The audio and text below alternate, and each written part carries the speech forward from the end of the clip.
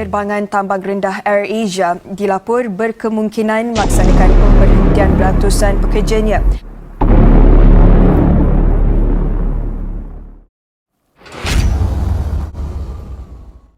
Assalamualaikum.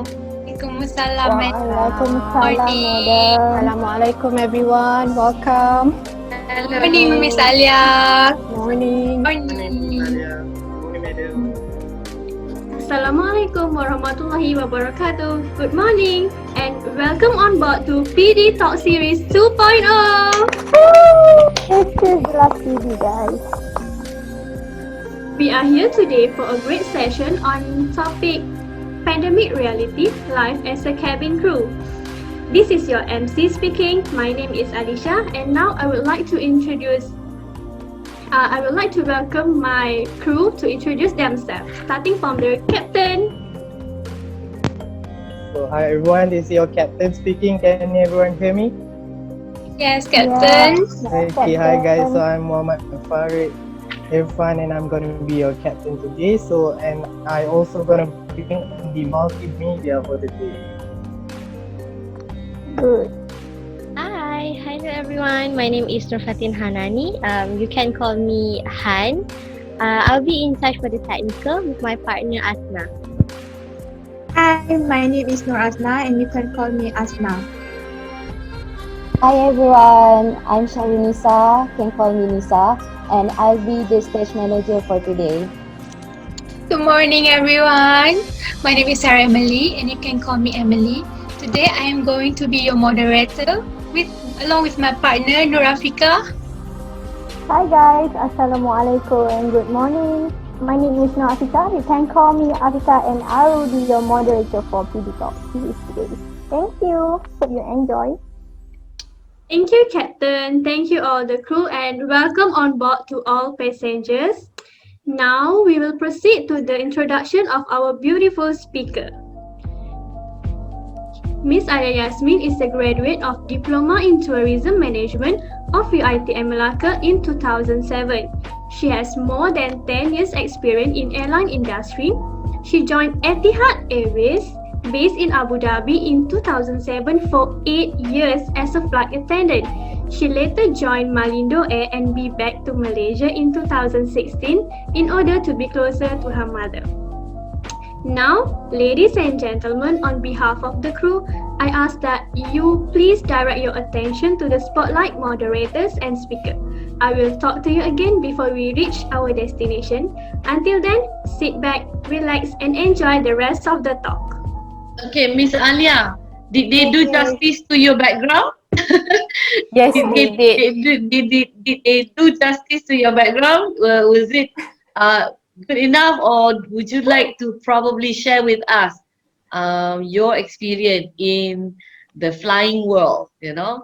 So first of all, I would like to welcome you and Thank you. all the participants are really excited about today's session. They were excited. They was like, oh, where is our speaker from? So now here you are, guys.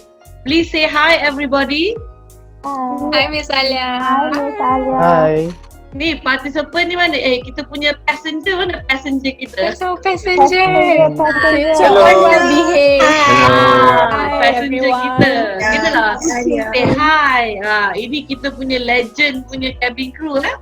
Saya baru je di Legend. Oh my god. Okay, Miss Alya, maybe you can share a little bit about your experience in the cabin life, yeah? Cabin life. Okay. Hi everyone. Welcome on board. Hello. Thank you again. Thank you once again for inviting me, and thank you to the group, Madam Awin. Thank you. Always an honor. So, okay. First of all, let me introduce myself again. My name is Alya. You can call me Alya. Short, simple. As you know, I was a graduate in UiTM Melaka, under tourism management. So. Hey. Yes. Proud, very proud. I'm very proud. Madam Awin was my former lecturer. She has taught me a lot. So basically, today I'm here to talk about my experience as a cabin crew. So as you know, after I finished my diploma, I joined Etihad Airways. They were having an open day in KL So I figured, okay, I've always wanted to fly since I was a little girl. The reason being is I've always wanted to see the world, experience new culture, learn about other cultures. So I decided, okay, cabin crew is the perfect job because you get to travel for free. So I joined Etihad Airways and Alhamdulillah, I got in. I managed to live outside the country. We were based in Abu Dhabi. It's a small country, UAE. Right. Yeah. So I was based there, did my training and did all my flying. I got my experience from there. So you did your training in Abu Dhabi, yeah? Yes, it was, how long was it? I don't remember. I think it was 2 months, at least 2 months training. There's a lot actually going into becoming a cabin crew because people I know, I understand because I used to be that as well. Right. People always fikir like macam, alah, cabin crew macam waiter. No such thing. There's a lot of things you need to learn about the aircraft. Technical spec also because some passengers will ask you, kapal terbang ni safe ke? Sebab semua orang dengar, kapal terbang ni accident lah, nanti kalau enjin mati macam mana lah. You bawa kereta, enjin mati tepi jalan, you stop tepi. Kapal terbang you nak stop mana? Tepi lagi. Park ada R&R kat tepi, stop sana. So a lot of things you have to learn. And then the most important, first aid as well. First aid is very important. Because on board kita tak ada hospital, kita tak ada trained nurse I would say or trained doctors. If kita ada passenger yang ada doktor, yes, baguslah. Alhamdulillah, passenger tu pun in safe hands. Tapi kita cabin crew is the first line. Kita nak cari doktor, you ada berapa passenger on board? 100 over, 200 over? So in the so in the meantime, kita as cabin crew, kita yang nak kena attend to the passengers first. So basically kan kalau kita dengar kan macam orang cakap ada juga yang macam like nak bersalin dekat atas kan. So macam ada. Benar. Yes, betul. Okay, not on my flight lah, tapi one of my friend, this is very, okay, I would say gila lah. You imagine ada orang nak bagi give birth on board, apa you nak buat? Adalah training because first of all kita kan kalau you nak give birth mestilah in sterile environment. Right. Kan? Ini atas kapal kot. You know kapal, okay, I won't say kotor lah, dia orang kemas, but still sempit lah tu kan. So benda tu semua dia orang ada provide training, you kena belajar how to jadi bidan semua lah. Jadi bidan. So, kalau you dah ada, you pun boleh jadi bidan. Agak-agak nanti dalam sijil lahir tu beranak atas kapal lah kan, sempat. Tapi ada benefit dia. Kalau you beranak atas kapal, you get free flight for life tau. Untungnya. So kalau korang dah mengandung nanti, anak cubalah naik flight. I'm going to make myself beranak atas kapal juga. You nak beranak lagi? Nak beranak atas kapal nanti. Dapat free flight for life. Berapa lama tu Miss Alya training tu saja tau, untuk training tu saja before you get the job?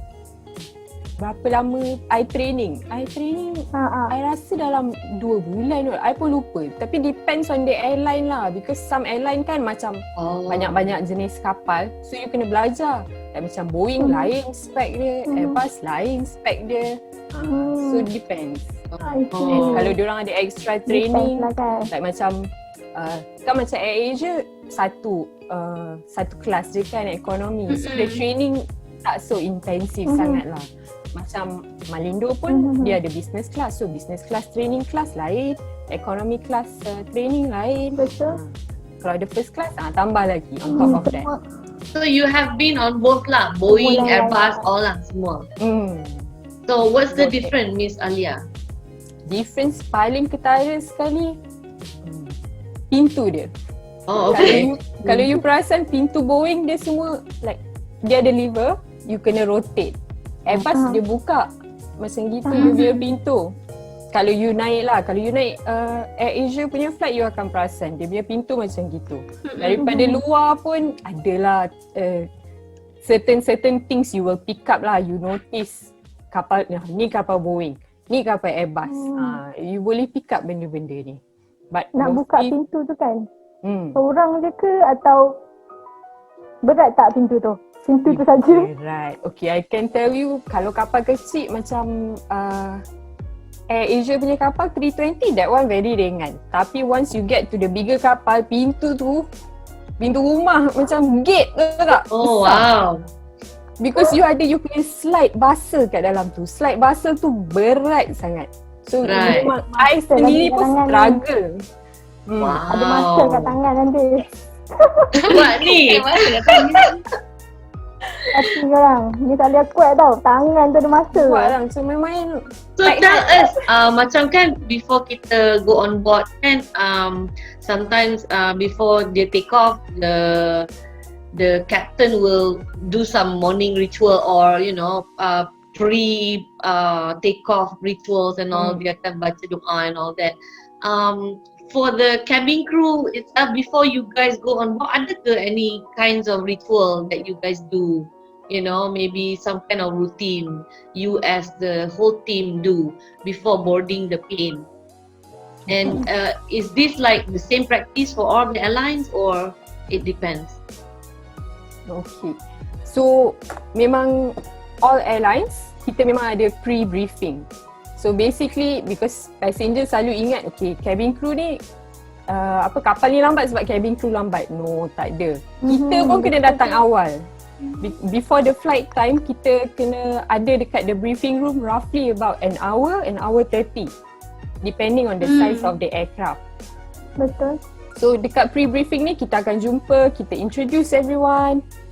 Sebab kita nak kenalkan dengan siapa kita kerja. So introduce semua, bagi tahu, lepas tu position mana you akan kerja. Sebab ada pintu kan, door one right, door one left. Dia ada pintu-pintu dia. So ni semua cabin manager atau kita punya in charge crew dia akan assign. Dia akan assign, okay you kerja kat sini, you kerja kat sini, you kerja kat sini. On top of that, flight detail juga kena bagi tahu.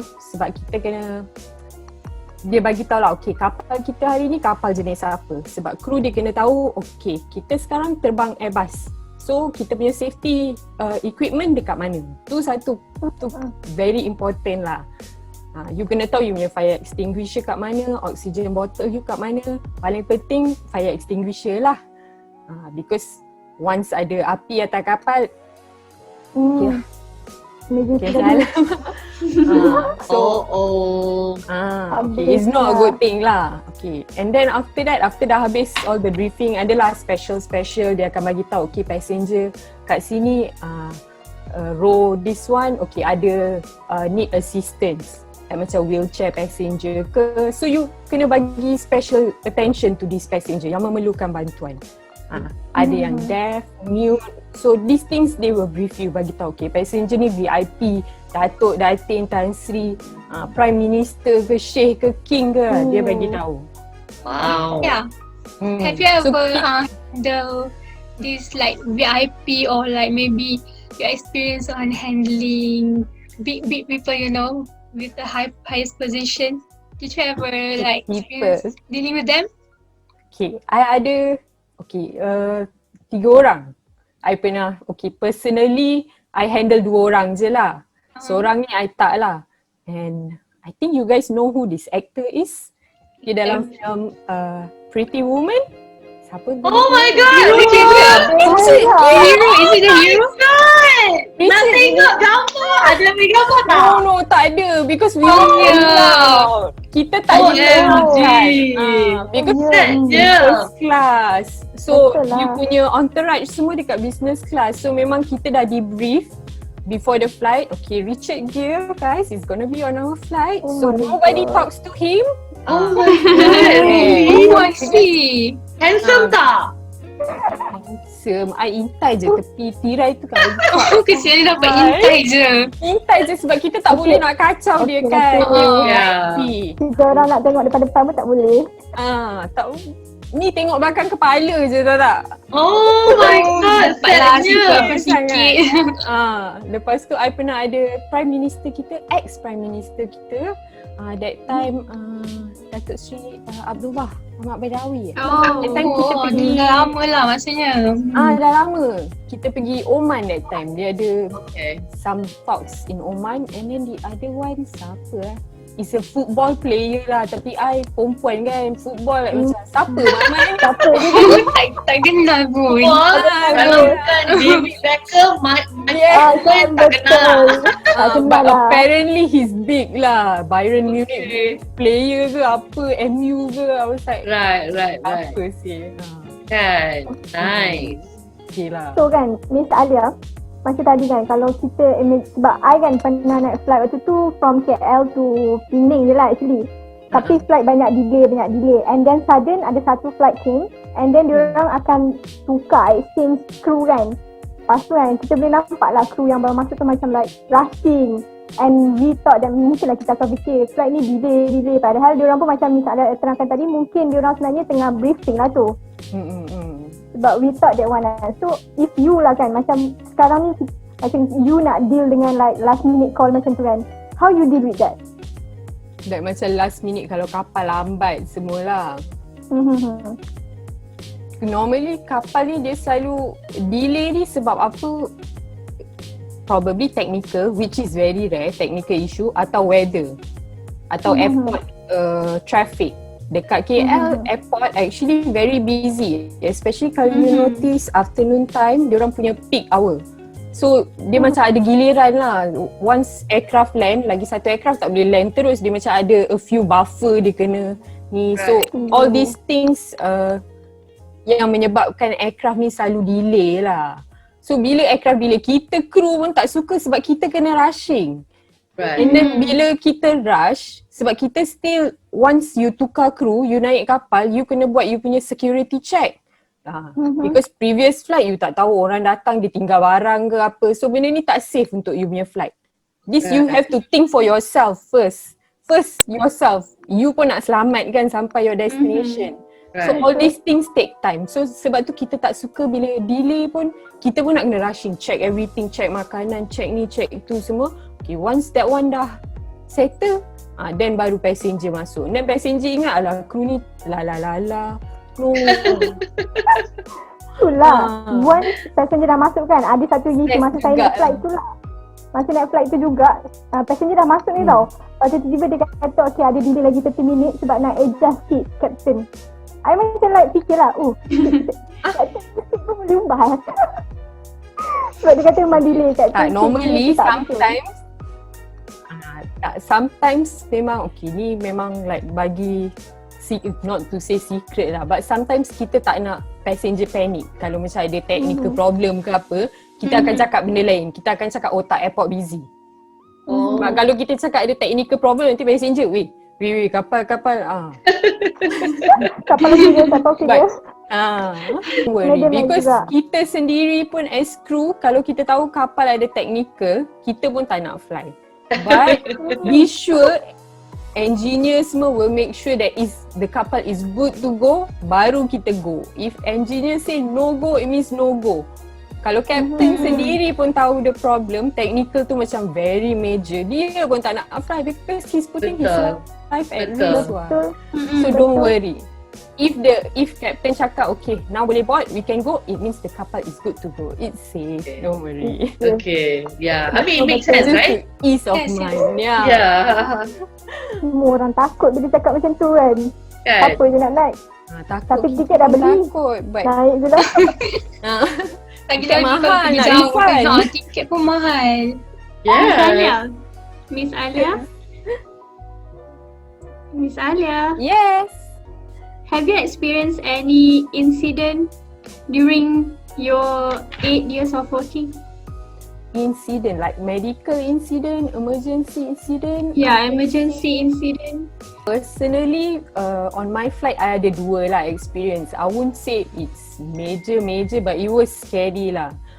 This was that time kita from Abu Dhabi, kita tengah pergi Milan, and I think the aircraft tengah fly straight, tiba-tiba it dropped down Like macam major tau.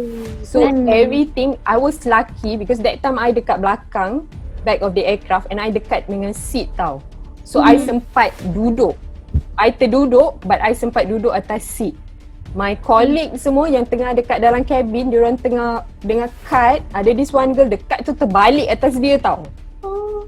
Yes, because it was such a major drop tiba-tiba. So turns out the captain bagi tahulah because kita hit clear air turbulence. Clear air turbulence ni memang tak boleh anticipate sebab you even the radar pun tak boleh anticipate. So benda ni like memang sudden. So ada kapal terbang besar dekat depan kita, dia orang tengah jalan, so dia punya I don't know lah, something to do with the air pressure lah. Right. So dia hit, so memang kapal kita terus jatuh ke bawah. They made an announcement lah. So we had to go around and check the passenger. Luckily this girl, time dekat jatuh atas kaki dia tu, all the passengers around pegang dia tau, tolong dia. Oh, luckily. Lucky. So that's why you never know these things can happen to you. So that's why we always tell you pasang your seatbelt. Bukan nak macam being mean lah cakap pasang seatbelt, tak ada. Even you duduk tengah chill pun seatbelt sign off, just to be safe. You never know. Pasang your seatbelt. Yeah, because these things they don't show on the radar. Like macam kalau clouds ke apa you can see. But this one clear air turbulence you cannot see on the radar. And the other incident was medical incident. This one was a little bit scary lah. Kita tengah on the way to, I think to New York. So it was a 14-hour flight from Abu Dhabi. 14 hour over, very long flight. So passenger ni boarded, fine, he was fine. Dia lelaki, he was fine in the beginning. Then saya tak tahu kenapa, kita tak ada doktor on board. That's the problem. So kita tak boleh nak tahu. So kita tanya dia, ambil history lah, tanya, cik makan apa pagi tadi, kenapa cerit-berit, rasa sakit macam mana tu. Dia memang sakit, teruk sangat, dia tak boleh nak tahan. So kita orang bagi dia ubat semua sebab kita ada painkiller, kita ada injection semua, but injection pun kena doktor yang administer sebab kita tak tahu kan. So kita call doktor on ground, tanya passenger ni sakit, tak boleh. So bagi ubat, dia orang cakap okay tunggu a few hours tengok dia baik ke tak. Tapi lagi teruk, dia tak tahu kenapa. So last kita captain decided okay you know what, kita divert sebab passenger ni dah teruk sangat. Dia tak boleh tahan dengan muka dia, pucat dia, tak boleh. So kita divert pergi Reykjavik. So divert sana, turns out dia punya appendix dah nak meletup. Oh my god. Dia boleh, kalau kita lambat sikit, kalau captain pun decide teruskan pergi New York juga, that passenger would have died. That's what the doctor said. The paramedics yang datang on board lah, diorang buat ni semua. Diorang bagi tahu kita orang after that, cakap memang that passenger was in critical stage. Dia punya appendix dah nak meletup. So it was so scary lah dealing with that guy sebab kita tak tahu, kita tengah nak figure out, oh my god, kenapa passenger ni, kenapa? So did he survive? Yeah, he did. Alhamdulillah he did. Alhamdulillah. Malaysian lah. Tak. He was I think Indian lah but living in the States. Right. Okay. Well, kita dah tahu kan, banyak kan macam like macam-macam perjalanan dah Miss Alya dah pergi kan. So kan Miss Alya, dalam longest flight kan, which one yang you rasa paling lama lah, macam jalan ke mana tu, destination mana tu yang paling jauh? 14 hours is the longest flight you have been. Oh tak. Oh my god. Ada lagi lama daripada tu. Oh wow. Pergi LA hours on is the like other side. Itu the longest flight yang I pernah buat. Okay lah, consider New York, Chicago tu lama juga, 14-15 hours. Tapi pergi LA, you tambah lagi about an hour 30. So it was 16 hours, 14 almost 17 hours lah. Right. Non-stop. You dalam tiup tu, non-stop tau. You imagine you dalam tiup tu, sometimes okay lah. Kalau you dah biasa, okay. But still, even you dah biasa pun, it doesn't matter lah how many years pun, sometimes you feel like macam, oh my god, suffocated ni kat dalam ni, macam nak buka tingkap jap boleh tak lah, macam nak ambil udara ni. Nak ambil udara segar sebab you 16 jam orang buka kasut dengan stoking busuk je. Oh my god. Okay, so let's talk about the pandemic ni sekarang. Yeah. So I think one of the reason we have you on board is because we want to know, like this, how you are dealing with the current situation with the pandemic. Yeah. So we hear that many airlines are doing layoffs, and it seems like the future of travel probably will be taking some time before it gets back to normal. So how are the team in the airlines, like the cabin crews, dealing with this situation?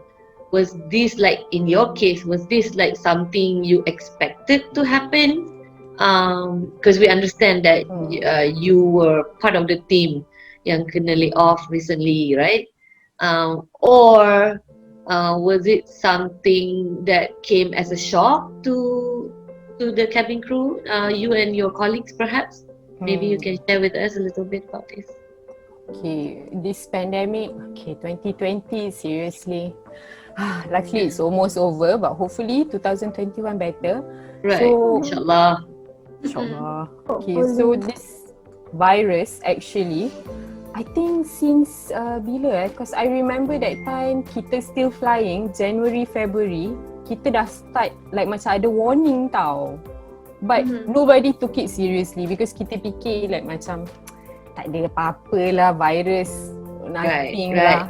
Because kita macam airline, because the airline kasih tahu kita ada new virus from China. So and then kita banyak passenger coming in from China tau. Diorang pergi KK, a lot. Pergi Penang, banyak. So diorang bagi tahu kita, okay, all these passenger coming in from Hong Kong, from mainland China, all these flights you do, precaution kita pakai mask. So kita dah, in the beginning kita dah ada starting lah pakai mask tau. But this was like macam sikit-sikit punya je. Right. So nobody expected, tiba-tiba everybody said, okay, border shut down. Terus like everyone like macam, whoa. Serious lah this pandemic. Yes. It was a shock to us. Right. Tiba-tiba diorang bagi tahu, okay, borders closed. Then all your roster semua, all the month dah cantik-cantik destination. Tiba-tiba all gone. Tak ada. They said no more flying because all borders closed.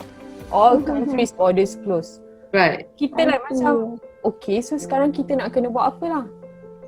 So the company did try to help us lah, bagi tahu, okay guys, they encourage us mula-mula cakap, guys, tolong company cut cost sebab kita tak ada flight. And then domestic flight pun tak ada kan. Right. Everything. So memang tak ada crew pun pakai. Satu crew pun tak ada. Semua, not to say grounded lah, but on leave lah. Right. They ask us to take unpaid leave, cakap nak cut the cost lah untuk company. Sebab they still in the beginning they wanted to save like macam a lot of jobs lah. Diorang tak nak buang je crew. Tapi because during this time kita tak tahu lagi kan how long the virus was going to last. Right. So it came slowly, I won't say slowly, rapidly jugalah. So kan, Miss Alya, macam mula-mula the world announce kan pandemic kan. Where were you actually? Macam mana, you punya last flight tu apa masa tu? Last flight je lah, sebelum dia announce. Do you remember when you said last flight? For lockdown lah. Betul-betul before lockdown. I think my last flight before that, I pergi Bali. Tapi just a daily flight lah. And then I was actually on a holiday because my sister balik Malaysia. So I ambil cuti lah juga. I ambil cuti 4 hari, 5 hari. My sister datang. Then my sister dekat Malaysia 2 hari je. And then they announce border close. So dia cepat-cepat everything nak kena pergi balik. Ni kan. Nak kena pergi balik Australia. Then I was sad lah. I was like, oh my god, you baru sampai dah nak kena balik. So I tengah, that time diorang announce this thing, I tengah cuti lah. Then I was like shocked also lah. I was like, wait, even my sister also nak kena balik because Australia border pun nak tutup. Betul, Malaysia border pun tutup. Right. Betul-betul. So waktu tu you memang kat Bali lah macam dia announce lepas tu? I cuti, but my last flight was Bali lah. And then the day after tu, you tengah cuti lah. I tengah cuti. I think it was just 2 days lah after I did my last flight. Then they announce, I think March kan, 18 or something. Yeah, like 18 that. March. Yeah. So it was just 2 days gap lah before my last flight. Tiba-tiba, bam, tutup. I was like, huh? And Bali was hit quite bad juga after that, right? Yeah. Because Bali they depend on tourism kan. Right. Place tu. Tu lagi cannot imagine lah diorang. Yeah, I know. Tak ada turis. So misalnya actually kan, actually were you like undergo first, like you will be given unpaid leave first, or you suddenly be retrenched? Oh, okay. Dengan Malindo, in the beginning, yes, diorang encourage kita suruh ambil unpaid leave. So, I ambil lah, personally myself, I took 3 months lah. I took 3 months daripada April sampai Jun, I ambil.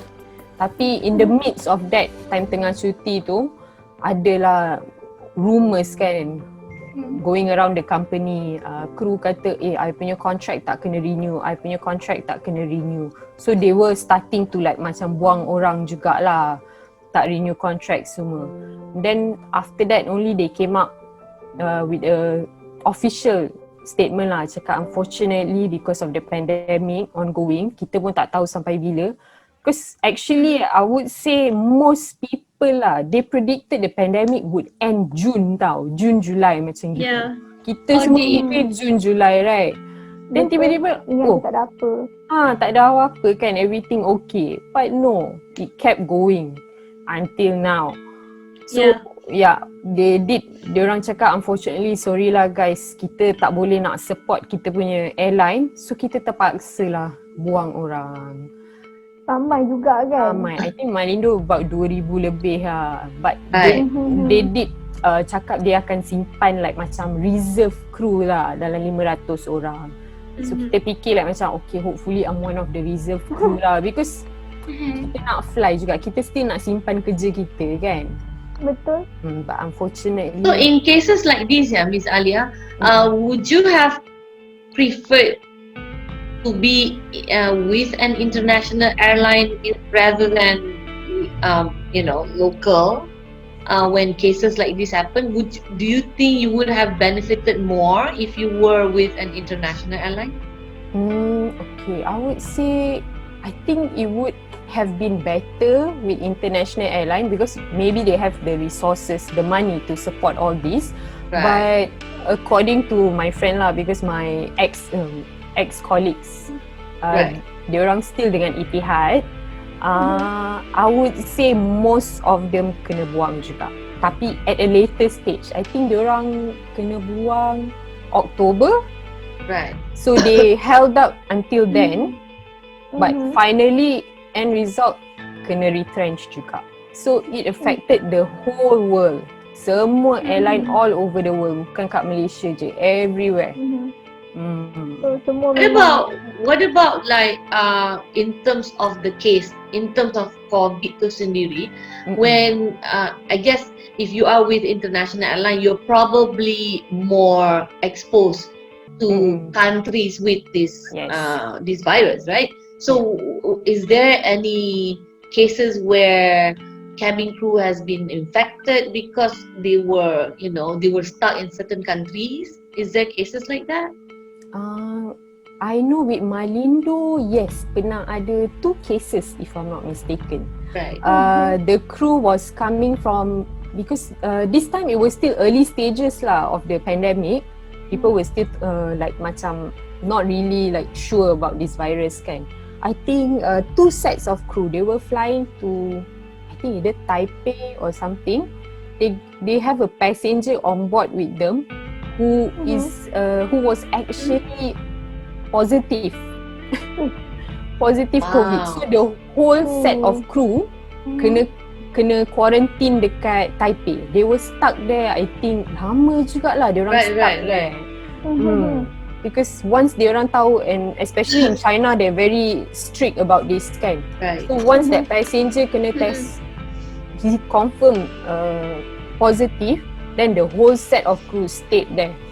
Kita So pun with panas. this, itulah. So with this retrenchment and layoff of airlines ni, I suppose it's not just the cabin crew is affected. Am I right? So I understand pilots pun ramai yang lost their jobs, went into some other businesses. So perhaps you can share with us the ratio in terms of the layoff that they apply on airlines employees, and perhaps what are the alternatives that, or maybe what are these people now engaging in? You know, if you probably have any idea what they are doing after the whole layoff. I think once the airline industry not collapse, I would say this thing happened. They lay off cabin crew, not only cabin crew, pilots. This includes kita punya baggage handlers pun, involved juga, our ground staff yang handle all the ticketing, the office pun adalah kena retrench juga because tak ada flight. So you nak simpan these employees like macam tak ada apa-apa kan, because tak ada flight, no sales, no apa. So a lot of departments affected jugalah. Right. Airport staff semualah banyak. And for me, okay lah, I don't know, it was difficult lah. Even for me personally pun, once dah tak ada income kan, you try lah to find something else, but then nak cantik pun susah ya, Miss Alya. Macam mana nak maintain ni? Macam mana ni all this? Tak adalah. No, I mean susah lah because the only best way I think people move forward or cari income is to buat business. But then business also you tengok lah, because once everything close, you nak buat business pun, business you tak boleh jalan. Online business je lah. If you ada kawan-kawan ke apa, if you ada skill buat advertising, marketing, digital, all these things lah play into role. Right. Nak continue study pun kena pakai duit, betul tak? Kan? Bukannya ada subsidi, betul? Betul lah. That time I will tell you it was difficult lah. It was a hard time lah. So any of your colleagues who actually made it out there after the whole retrenchment, like maybe they successfully switch career or anything like that? Okay, from my batchmates lah, I would say some of them okay lah, because some of them, my batchmate dah kahwin. So luckily ada husband. You mean they got married because of the pandemic ke macam mana? Ada a few yang got married during pandemic also, which is like okay, so lucky I jaga I. But okay lah, no lah, I won't say that lah, but okay lah, they were lucky enough because their husband tak kena buang kerja, so they still had income, but struggling lah because from 2 income you become 1, it's a drastic change lah for them. Right. And I know a few of my colleagues also baru dapat kerja like this month, last month, so they were unemployed as well for quite a bit lah, like myself as well. Right. Gap was long because kita nak cari kerja pun not many companies hiring because of this pandemic. So business diorang pun affected. So kita nak cari kerja pun tak ada siapa nak hire. Semua tutup. So banyaklah kena apply dalam job vacancy. Banyaklah. So adalah a few of my friends, diorang alhamdulillah dapat kerja juga. Baru start lah a few weeks ago. So baru start lah sekarang. Okay. Kan ni tak ada kan, according to news kan, memang macam tadi kita bincang pun kan, ramai yang kena buang kan, macam like according to this news 400,000 yang kena buang, including pilot, cabin crew semua kan. So what do you think, macam like where's the future of airline industry ni sebenarnya, macam in the future kan, airline industry ni macam mana dia nak beroperasi semula? I would say airline industry will never stop growing. It will never stop growing because people semua nak travel what. You nak travel, kalau you beli private jet sendiri okay lah. So SOP sendiri. SOP sendiri.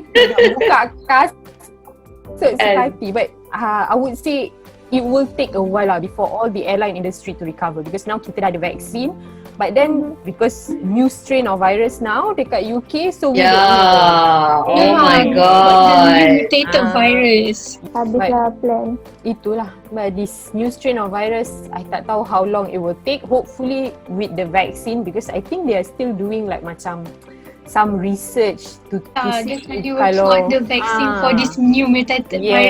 Kan? Diorang nak Currently tengok. ada vaccine just for like the current coronavirus kan. It's the different itulah. strain. So hopefully, insyaAllah, hopefully, touch wood, this vaccine can, you know, kill the new mutated virus. Kalau habis kan. Itulah tu. That's why I was like, kalau future industry memang macam I setuju lah dengan misalnya cakap benda tu industri confirm lah akan berkembang lagi.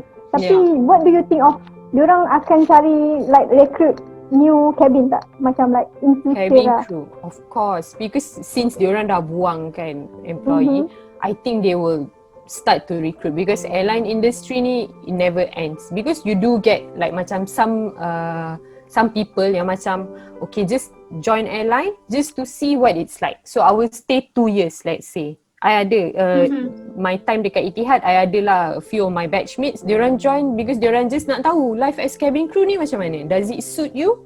You suka tak suka kerja cabin crew ni? So they tried, diorang cakap okay 2 tahun cukup lah. I dah simpan duit, I dah travel sini sana, cukup. I nak balik my own country. So diorang balik. Tapi kalau you betul-betul enjoy, you stay longer. So airline industry never ending. Dia akan keep recruiting people. If you tengok Middle East airline especially, diorang tengoklah every time mesti ada KL open day for Qatar lah, for Emirates lah kan.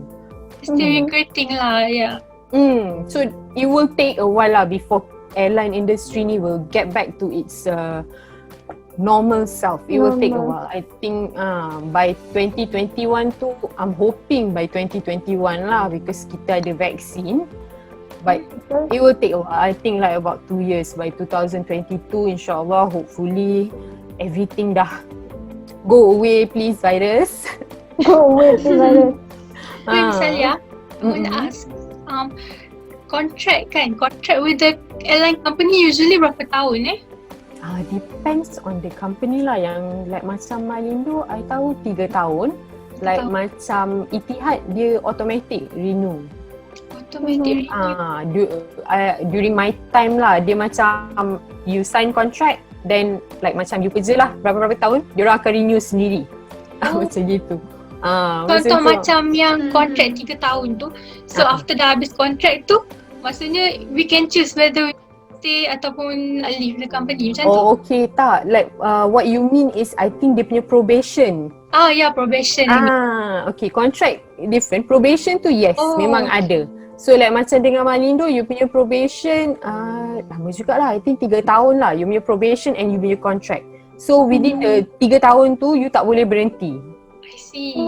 You terikat dengan diorang sebab diorang bayar you punya training semua ni. So diorang tak nak you, tiba-tiba you dah dapat training, you lari kan. Diorang dah spend all the money on you, tiba-tiba you lari. Tapi macam dengan Etihad, kita orang punya probation period 6 bulan je. 6 bulan je. And then after 6 months tu baru like you can. Yes, you boleh berhenti. Sebab kalau you nak berhenti before the 6 months tu, you kena bayar diorang compensation lah. Kita kena bayar diorang compensation. Yes. Usually like compensation tu what is the amount? Macam based on what amount of training they spend for you or I think adalah dalam diorang punya clause tu adalah berapa hari or berapa bulan you stay dengan the company, diorang akan calculate macam gitulah. So according to berapa bulan you stay jugalah. Yelah kan, kod-kod macam Miss cakap tadi, kalau ada orang yang nak tengok live as a cabin crew kan. You dah masuk tengok je, okay bye. Tak boleh lah. Diorang tak nak, because for them to buat open day lagi, it cost the money also, because diorang nak kena buat event, diorang nak kena book hotel, cari staff, all this kan. So they have to all the resources. So Miss Alya kan, for the last like macam in the current situation kita dapat tengok memang kita kata kalau sekarang ni kalau siapa-siapa student yang akan graduate ni kan macam nak go and find a career like to be as a cabin crew. Mestilah macam sekarang macam like tak masuk akal lah kan. So but for your information, macam like your opinion, macam mana kalau orang tu macam betul-betul nak in future dia memang nak jadi cabin crew. So what do you think the best suggestion for them, like do them need like macam pursue their dream, follow their dream, or maybe like can try anything else? Saya nak jadi cabin crew. Tapi saya pendek. Buka airline. Airline sendiri macam. Buka airline baru. Miss Alya, kenapa dia tak nak ambil orang pendek? Nak ambil orang pendek. That one because safety requirement. You nak kena reach your safety equipment. Ada sebab dia. Sebab dia orang letak dekat atas kompartmen kan. Tinggi juga benda tengah tu emergency takkan you nak cari kerusi pinjam nak bawa sini ambil. So I would say kalau anyone nak pursue your dream as cabin crew, I would say go for it. For the time being, yes lah, there's no company recruiting because as now travelling tak ada kan. So I think you can wait for a few bit. In the meantime, you buat kelas apa-apa. You can join take a new language, for example. Learn a new language while you're waiting. You know, any classes that you're interested in, cooking ke apa, ambil lah. But then, once diorang dah start balik recruiting, I would say go for it. Because I think this cabin crew job for me lah personally, I enjoy it very much because kita tak ada routine tau every day. Boleh lah tu. Okay, so we can buka lah Q&A because I'm sure ramai yang nak bertanya soalan tentang pandemik. Siapa yang nak jadi cabin crew boleh tanya soalan-soalan. Nasuha Azari ada question. Okay. Hi. Our first Nasuha. First class passenger. My name is Nasuha. So nak tanya, kan before this you join Etihad kan? So nak tahu apa perbezaan when you join Etihad and Malindo aside from dia punya training, maksudnya dari segi selain training tu lah. Itu saja. Apa difference dia? Okay, training dia like you said lah memang different lah because tengok dia punya company punya requirement juga, you punya service pergi mana semua. So that's the difference. And the other major difference is with Malindo, kita dengan Malaysian. So kita tak ada multinational, tak ada different. So dengan Etihad, you campur all nationalities in one class, you campur. So the same time you belajar about aircraft, you belajar about different culture, tengok dia orang macam mana. So you can adapt to that, which is interesting. Tengok culture lain. Thank you. You're welcome. Can I ask? Yeah. Hi, madam. Hello. Saya nak tanya, I have a friend yang dia baru habis kursus cabin crew. Like 3 months ago. Yeah. And I just want to ask, is there dia sekarang kan like you said dia dah tak recruit orang buat sementara waktu. And I just want to ask, what are the other skills that need to be polished besides communication skills untuk buat masa sekarang? Okay, I would say the skills that you require, okay, of course, you have to be a people person. You like to deal with people, borak-borak, and then orang marah-marah, you have to remain calm and stuff like this. And the other thing is problem solving also comes into play lah, because once passenger ni bising-bising kat you cakap apalah ni macam ni, you have to have the skill to remain calm and think outside the box. Okay, what can I do for this passenger untuk buat dia happy? Because these things are not like taught tau, you tak boleh ajar benda ni. This one you develop sendiri. Macam you dengan kawan-kawan ke apa, you borak-borak dengan dia orang bising-bising ke macam mana, you sendirilah you tengok you punya problem solving skill tu macam mana. I think that's the most important lah juga in a way. I hope that helps lah a little bit. Helps. Thank you. Always. Thank you so much, It Fadini. helps a lot. Thank you, Fadini, for the question.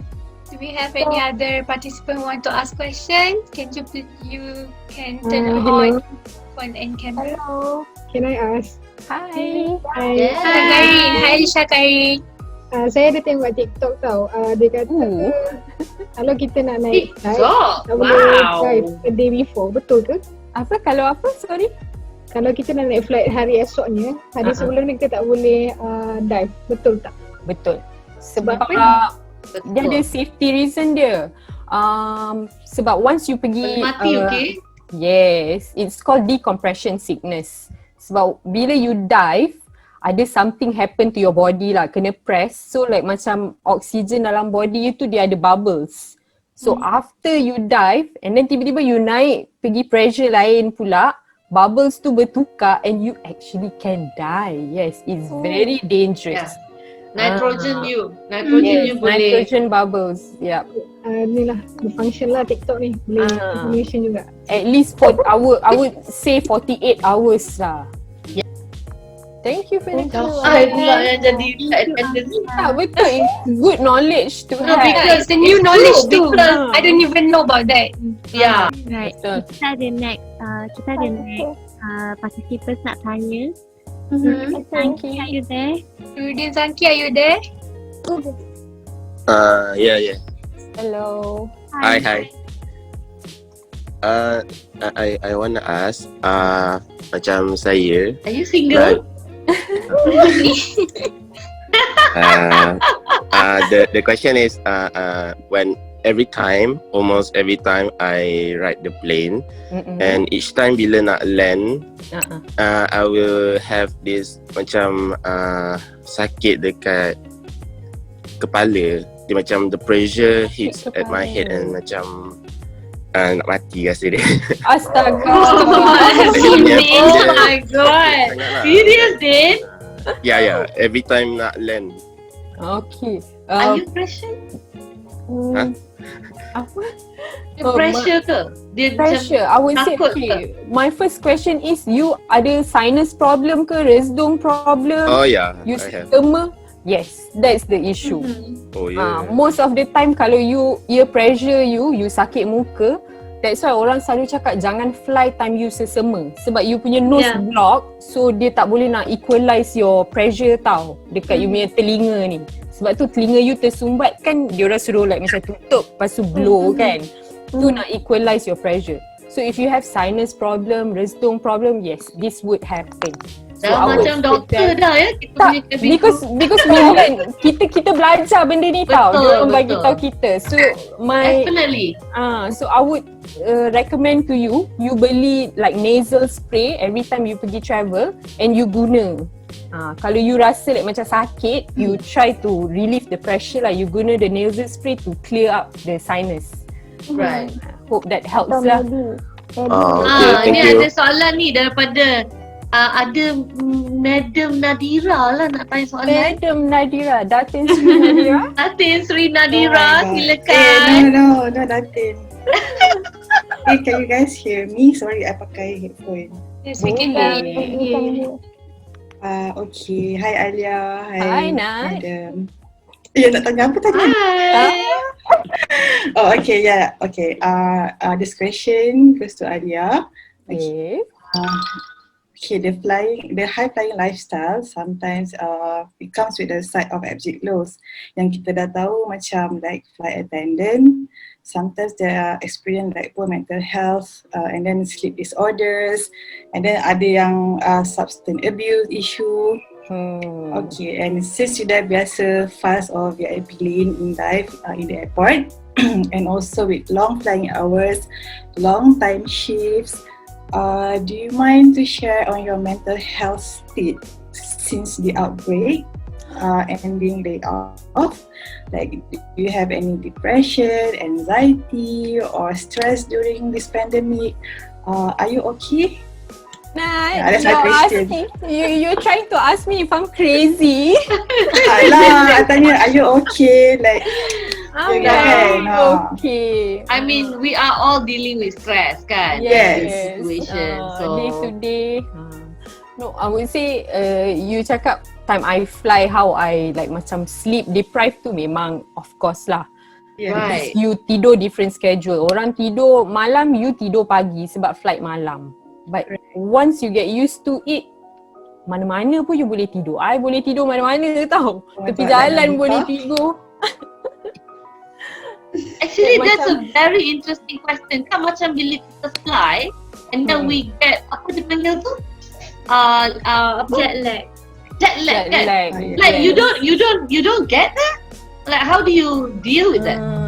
Okay, diorang ada calculate tau flight macam mana you pergi. Like macam normally kalau you fly you pass 2.5 hour time zone, then diorang consider okay you akan jet lag 2 hours ke 4 hours, I pun tak ingat. So every time you pergi fly more than that, like macam okay for example you pergi States, dekat Abu Dhabi pagi, kat situ malam. So memang your body clock memang messed up gila-gila lah sebab orang tengah tidur, you dalam kepala otak ni pagi lagi ni kat Abu Dhabi. Right. So you awake.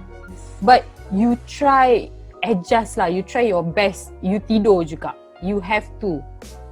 But diorang ada bagi you time lah 2 days off before untuk you punya body clock like macam recover balik lah, and 2 days off after. So after you do this flight, memang diorang bagi off days lah after that.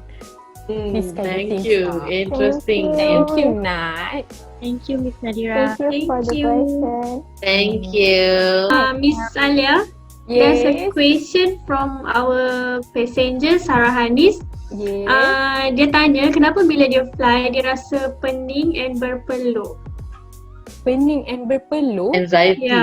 I was saying maybe is she a nervous flyer?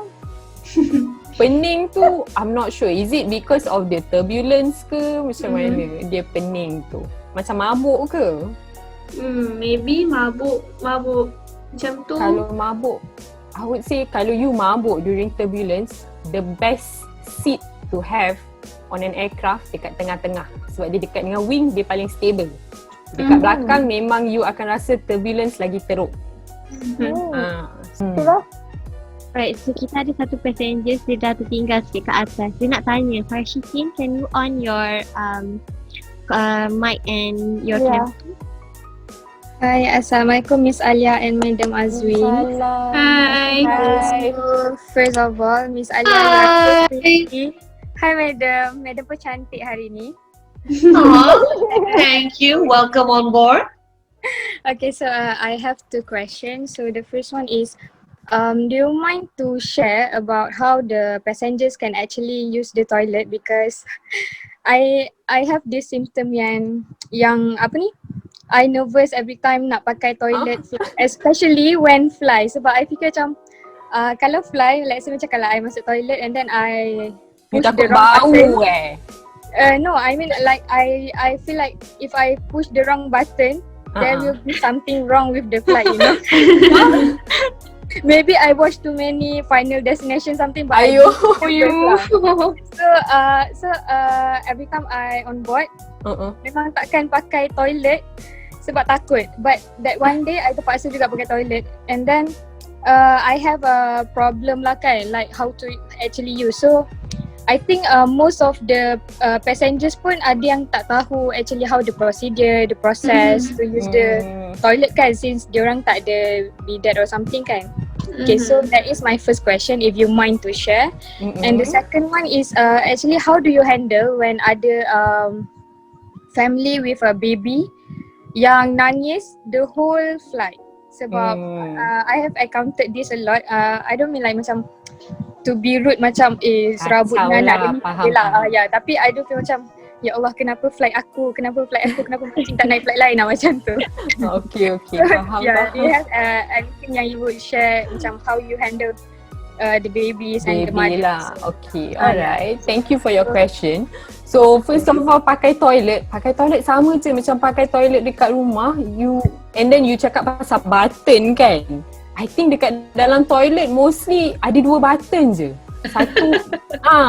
Satu dia memang kat tepi, tak tahulah, tak kisahlah kat mana, tapi dia macam ada gambar orang pegang macam gitu kan. Dah nampak kan? Itu selalu attendant call button. You nak panggil orang sebab dia ada gambar orang.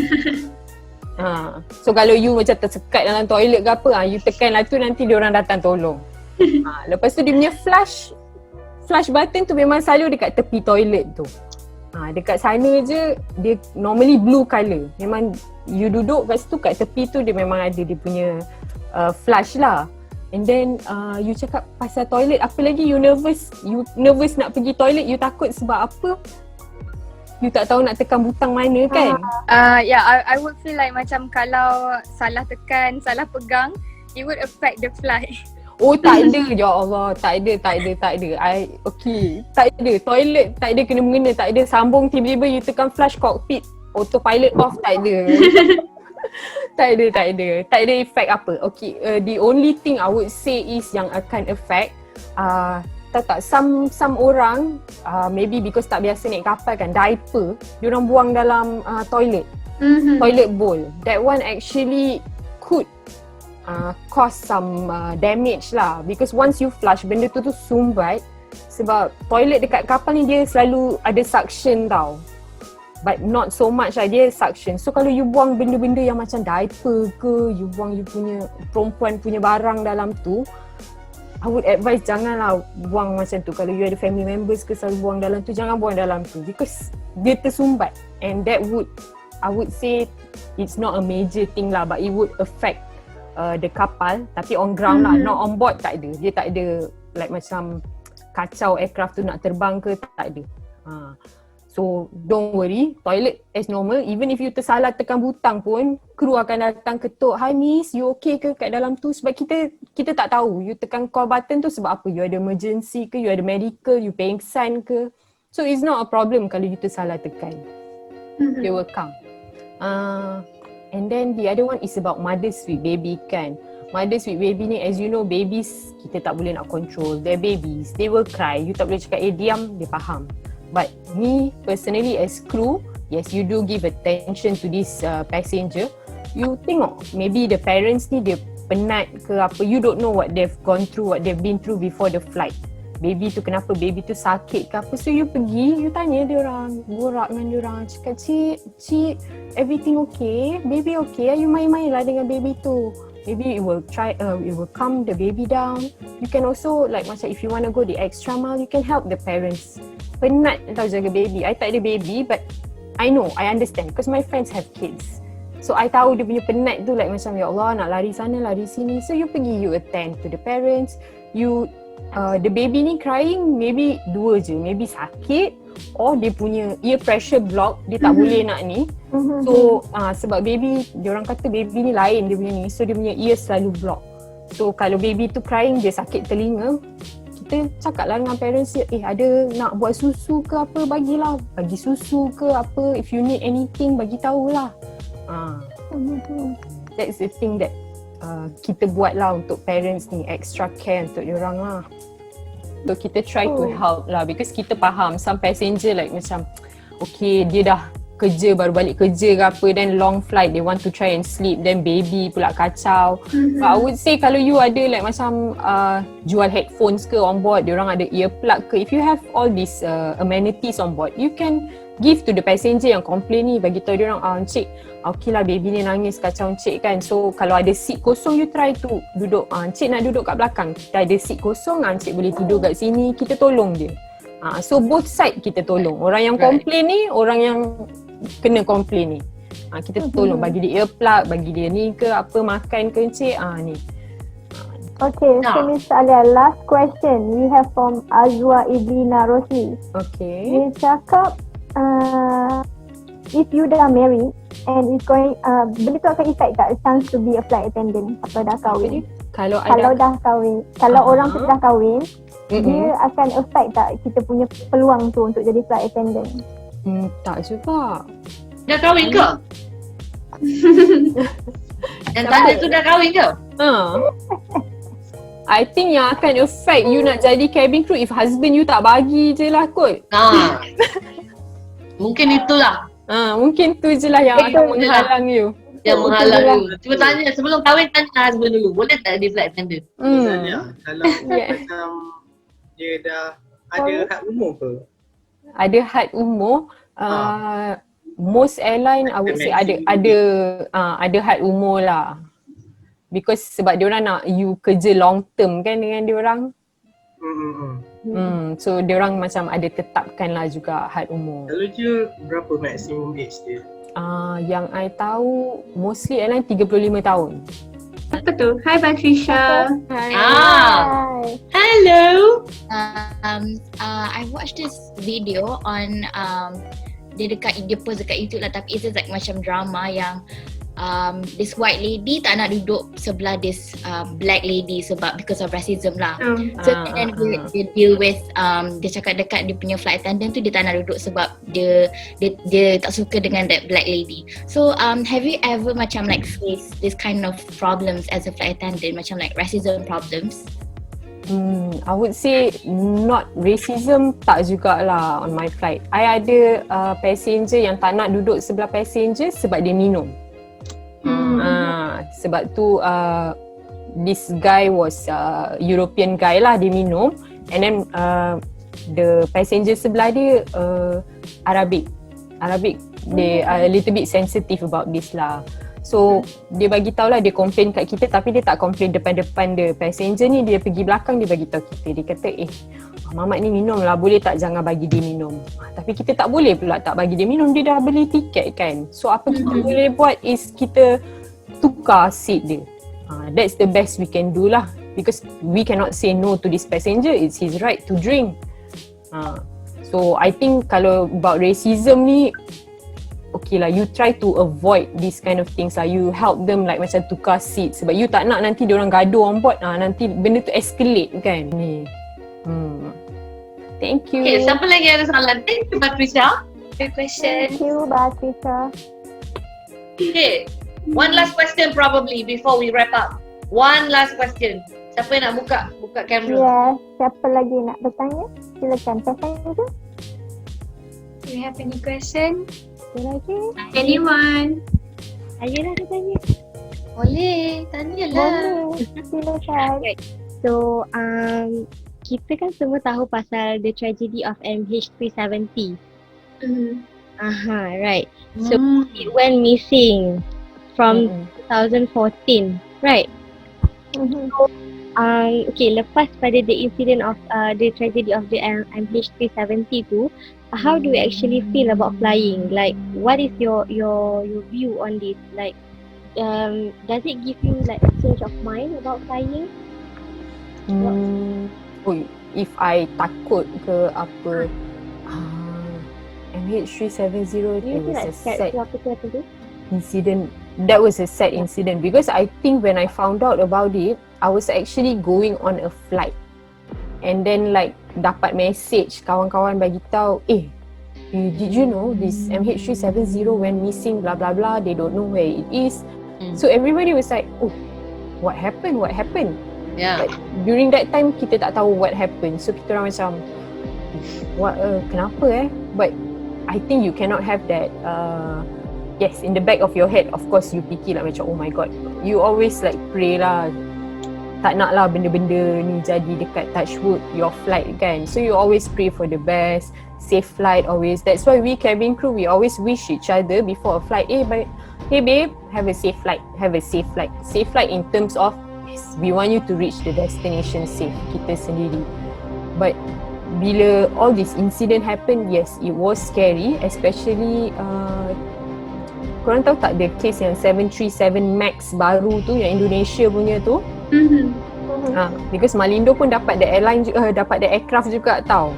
So that time kita fly that aircraft, I did as well on that aircraft, but alhamdulillah I'm safe, tak ada apa-apa. But itu it yang was an terhempas unfortunate tu kan? incident lah.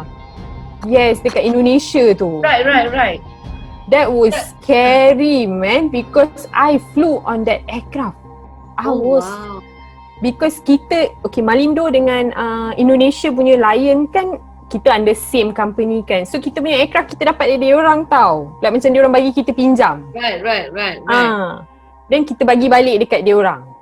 So it was like, oh my god, scary jugalah. In a way, yes, scary, tapi you try to think positive. Okay, this thing, baca doa semua, insyaAllah tak happen kat you. But if it's your time to so go. in that flight actually what happened? Technical ke macam mana? Yes, technical and training. because turns out the 737 Max dia ada problem bila you like macam kan bila take off pilot dia pull up kan, so dia ada auto correct dia dekat situ, aircraft tu automatic dia try betulkan balik, so aircraft tu junam balik, so pilot tarik balik nak betulkan dia naik balik, so dia betulkan autopilot tu correct lagi dia junam balik until they stall and unfortunately lose control lah. So they were saying Boeing did an investigation lah. They tried to correct diorang punya technical side lah, and pilots are trained because they weren't trained about this because Boeing did not tell them ke something like this lah. That's why they recall back the 737. So moral of the story, cabin crew ni memang strong lah mentally and physically Yeah, physically. Physically tu kena tu. Kena. Banyak tu. Yeah. Dugaan dan cabaran. Okay. Banyak. We can wrap it up. Tak ada soalan lagi Dah. Yeah. Okay, there's no more question. From this talk, I can conclude that cabin crew is not easy job actually, as we can see from So sometimes mentality masyarakat ni nampak macam cabin crew ni waiter. Layan orang, you have to serve people, but actually it's a tough work since they have to face macam-macam jenis orang dalam flight tu, different culture, different background, different attitude, so they have to prepare mentally before they go on board, right, Miss Alya? Yes, betul. Kita macam cikgu sekolah juga in a way. Jaga everyone. So before diorang serve people, diorang kena prepare diorang punya diri dulu. Right. So we actually praying the best for you, Miss Alya. Thank you so much. And now I would like to invite Madam Azwin to give you. I'm just gonna say a few words. I would like to firstly thank Miss Alya for your willingness to be with us this morning. I know you have spent quite a bit of time doing some discussion with the student host. I think you have done quite a lot in helping them preparing for today's session. Alhamdulillah. I'm mostly glad that this is our final PD Talk series. So give ourselves a big round of applause. Semua dah tak sabar dah. So lepas ni kita boleh party. And to all participants, thank you for being so loyal with us. I know thank you everyone. Participants, many of you are excited about meeting our Miss Alya. Thank you for supporting us. So this is the kind of thing I would like to see more in the future. I'm sure in the future, all of you participants, dear fellow students, you will be in your career. So I hope one day I can invite you and share and do sharing like this and share with our new student nanti, future student, how you have gone through, your period. Things have changed. So these some of the things that we have mastered through our PD Talk series. So I believe PD Talk series have taught all of us many things, especially in regards to personal growth and professional development. Much all of you. Alhamdulillah, we have come to the end. Assalamualaikum warahmatullahi wabarakatuh. Ladies and gentlemen, we are at the end of our event. On behalf of the entire group, I would like to thank you for joining us on this talk, and we are looking forward to see you again in the future. Don't forget to post all the screenshots from this session and tag Travel Trover on Instagram, Madam Azwin, and you can tag any of us. Thank you and have a nice day ahead. Okay, thank you everyone. Thank you everyone. Thank you so much, On Miss behalf of the team, we Alya. would like to apologize kalau ada salah dan silap. Salah-salah itu semua datang dari student host dan yang baik itu semua datang daripada Allah. Terima kasih semua. Jom kita ambil gambar. Okay, semua senyum saya nak ambil on dulu. Turn on the camera. Okay, semua kalau nak gambar turn on camera, senyum 1, 2. Okay, ramai-ramai cakap thank you Miss Alya. Thank you, Miss Alya. Thank you so much. Thank you, student Saya host. nak request Bye-bye. lagi satu. Ramai-ramai tolong cakap. Ramai-ramai tolong cakap PD Talk Series 2.0. Macam ni, siapa nak buat boomerang boleh buat? Okay, lagi sekali 2.0 ya. 1, 2, 3. PD Talk Series 2.0.